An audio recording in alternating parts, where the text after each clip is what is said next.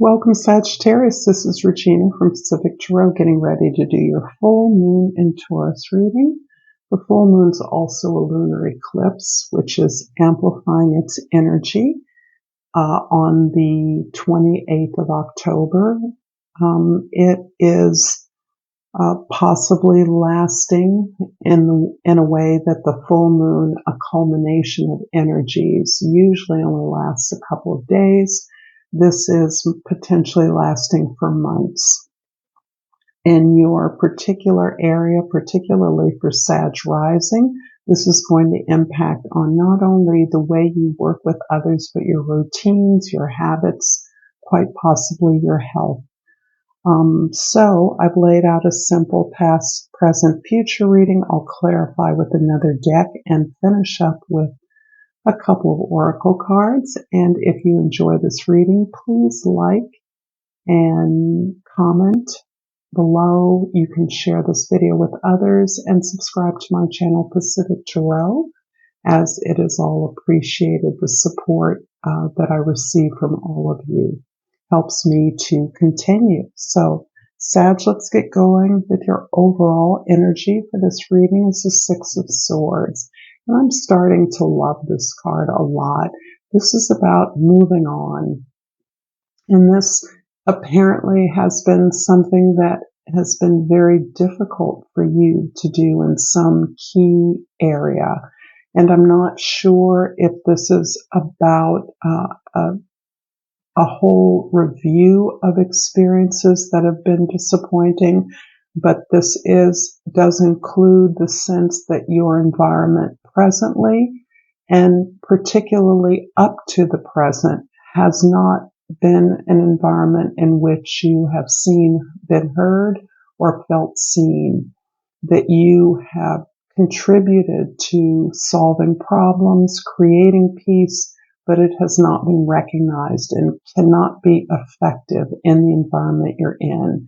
And as a result of that, you're really looking at a way to remove yourself from this chaotic environment and move towards a resolution.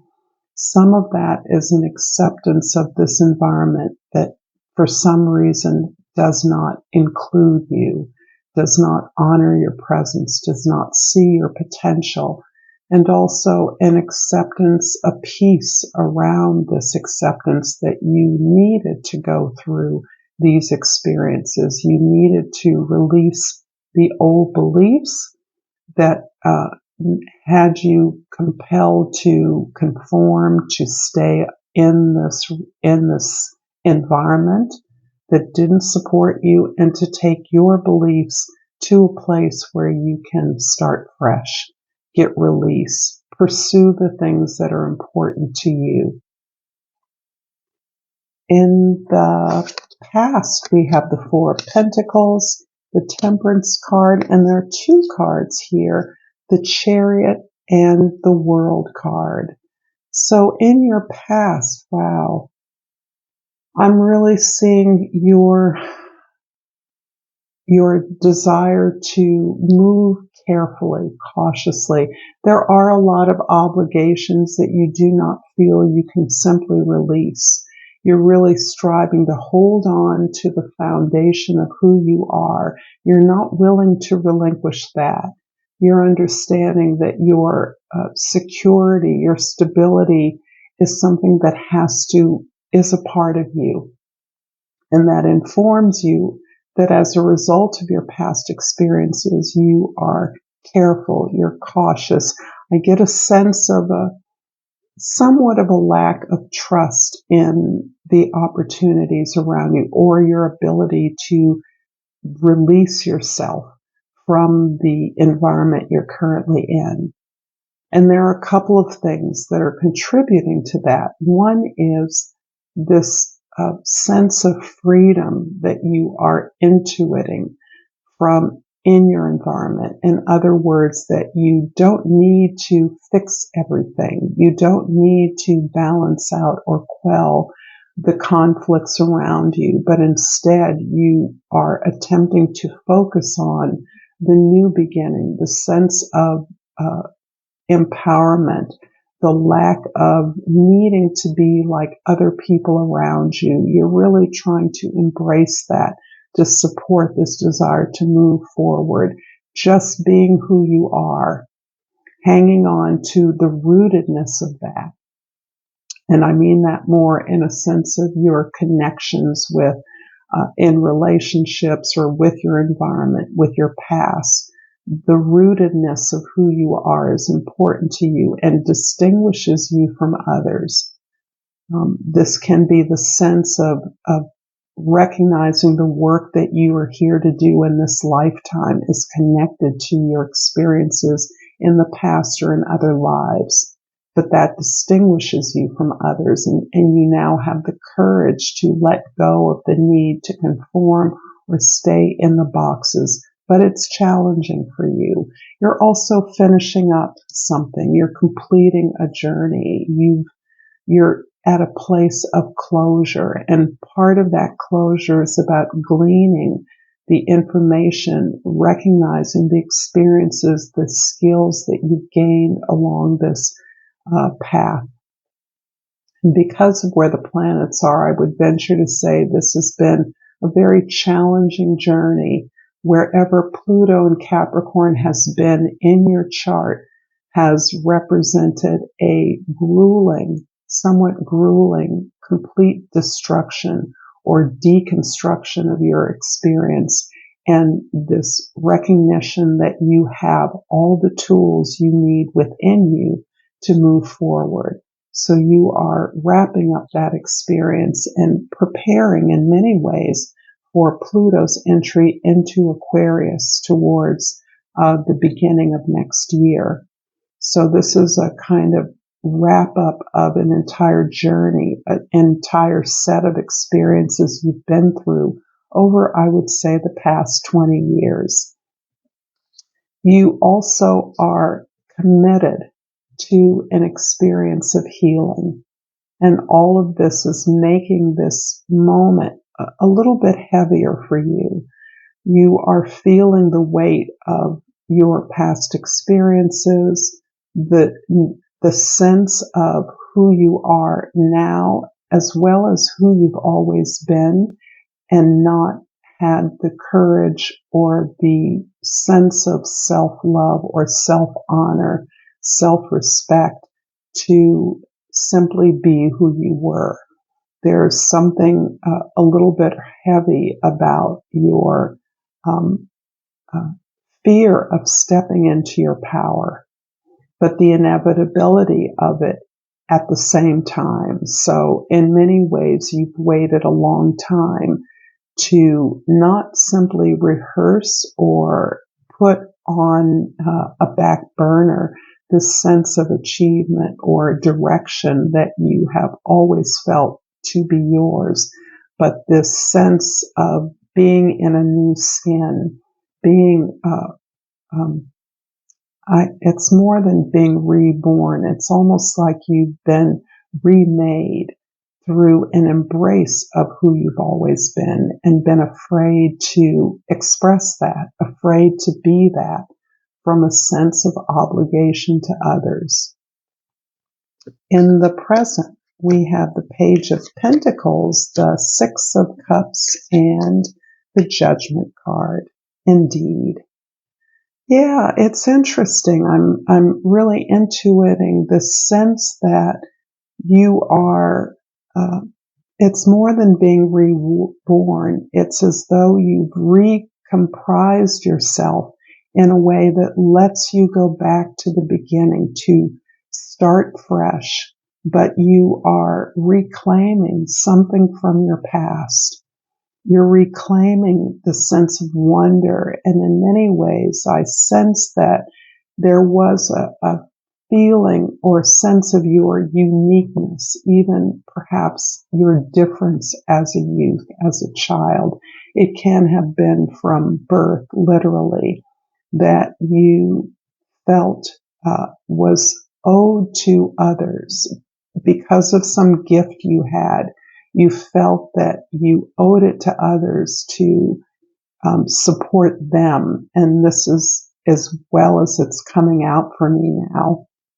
But You are actually reclaiming the sense of wonder, awareness, hyper intuition, connection with other beings, other spheres, other timelines at this moment. But of course, you're not who you were as a child. You've had many experiences in some ways that require you to move forward very cautiously, to move forward very carefully in reclaiming these superpowers from your youth. These things that made you this,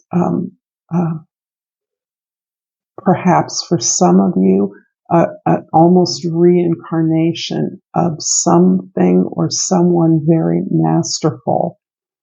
And now you've earned you feel that you've gained the trust in yourself and trust in the universe to move forward with something that has always been your destiny, has always been clear that it was your destiny, but something you felt you had to mask or set aside in order to fulfill your obligations to someone or something. And that's going to play out so differently for all of you. If this is resonating for you, this can be the oldest child syndrome. This can be the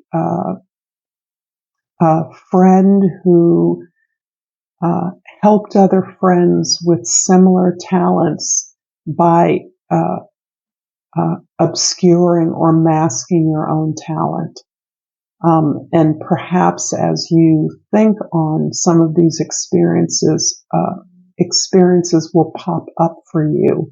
Things will be triggered for you that you will recall. And often they're small instances because you're reconnecting with experiences from childhood.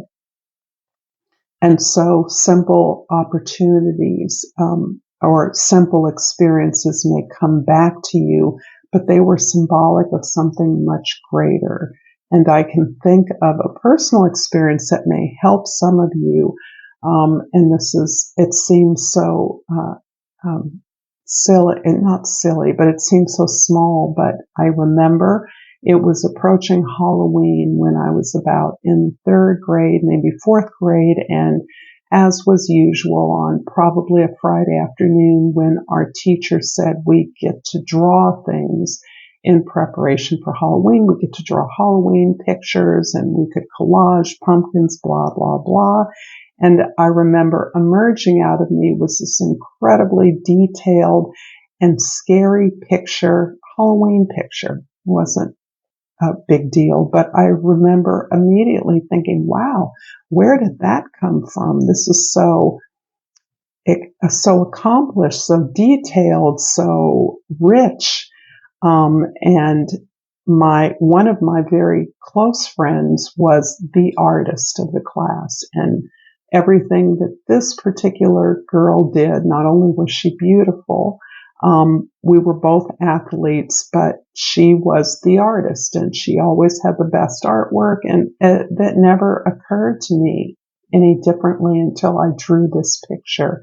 I knew right away to minimize the accomplishment of this drawing because it might threaten not just my friendship, but my status in the class, as though I would be somehow seen as competing for the title of artist. And there's all kinds of other details in there, but the memory of my dual mixed experiences in drawing this beautiful thing for people that are artists, it's a sense that something in you comes out. It doesn't always feel like a sense of control, but the experience of the excitement of that and the need to press that down for a whole variety of reasons is something that is memorable from this. I hope I haven't strayed too far with that memory. However, you are absolutely clear as part of your healing journey that this is something that is meant for you. This is a direction that you may have flirted with, you may have delved into these opportunities for this expression in the past, but now you understand that it is your time to make good on this talent, to express yourself to the best of your ability. In the future, we have the Four of Cups, the Six of Pentacles, and the Eight of Swords. There's a lot of emotion that you are swimming in and continue to, because the sense of reawakening, reconnecting with this talent or experiences is not something you're running away from. You're actually staying with the discomfort, the sense of discontent or restlessness that you have gained as a result of observing yourself throughout the years, throughout perhaps the last 20 years of Pluto's for passage through Capricorn as an example, but you're really looking at perhaps decades of your flirtation with this energy, with this destiny, and its impact on your relationships. And this has been one of the biggest impacts on you, has been the way that you may have distrusted yourself or others in relationships, felt that you needed to cover up yourself to have relationships, and a kind of abandonment of that. However, you're now realizing that you deserve love, expression, success, abundance. You're deserving of all of that now. You're worthy of it. And you are looking at how understanding all of this, understanding the way that you may have kept yourself small, kept yourself from doing things that you're powerful at or you're talented at, or allowed others to block you from opportunities such as that would actuate your fullest potential, your fullest power and expression, has it kind of runs through you. You can't turn this off at this time. And one of the reasons you can't turn it off is because you have to do something. You have to move forward. You must approach and build on this sense of foundation that clearly is anchoring you right now. The sense of desiring abundance, comfort, security, protection, and this desire to express yourself freely, to activate your vivid imagination and your creative talents in whatever way is important, that will help you move towards success and allow you to enter into the world of relationships and opportunities with greater success and empowerment. I'm going to clarify the Page of Pentacles first with the Star card and the Four of Swords. Beautiful. So now we have 3 fours on the table, which is emphasizing here a spiritual foundation. This is you continuing not only to learn the lessons of the disappointments you've experienced, but to recognize that those disappointments, that heartache, that suffering has been intentional. That in fact, all of these pains, all of these suppressions or repressions of your energies were intended to move you into your truth and to give you a sense of gratitude that you have these opportunities, this abundance to cultivate in your life. The star is absolutely just reminding you of this sense of being born with a unique talent, a unique vision, and that vision is reemerging at this time. A lot of that is about being different, seeming different, being odd, being unusual, being a loner. You're really shedding that and realizing that that's been cultivated as a result of suppressing vital aspects of who you were. and you're really opening up to this clear foundation that you are who you are for a reason, and that you now have the foundation to build on that. Such a powerful reading, Sagittarius. I'm going to pull a soul journey card, and out has flipped the card change. I understand that nothing can grow or evolve without movement. I love that. And I'm also going to pull a language of flowers and remind you that you can like and share my readings. You can comment below, and you can subscribe to Pacific Tarot. Things keep flipping, but they're flipping back. So I appreciate all the love and support that I receive from you. And I pulled the Everlasting Daisy, and the key word is fortitude. Be brave and dig deep. Thank you again, Sagittarius. Until next time, Namaste.